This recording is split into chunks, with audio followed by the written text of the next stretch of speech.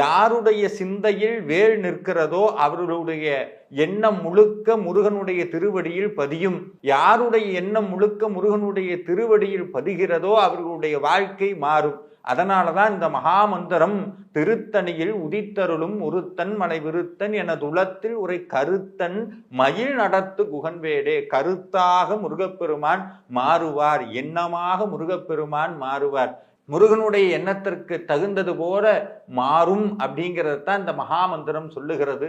இந்த மகாமந்திரத்தை யாரெல்லாம் பாராயணம் செய்கிறார்களோ அவர்களுடைய உள்ளத்தில் வேல் வரும். அது மட்டுமல்ல, தொடர்ந்து பாராயணம் செய்யக்கூடிய அடியவர்களுடைய இல்லத்திலும் வேல் வரும். உள்ளத்திலும் இல்லத்திலும் வேல் இருக்க வாழ்க்கையில் ஒரு குறையும் வராது.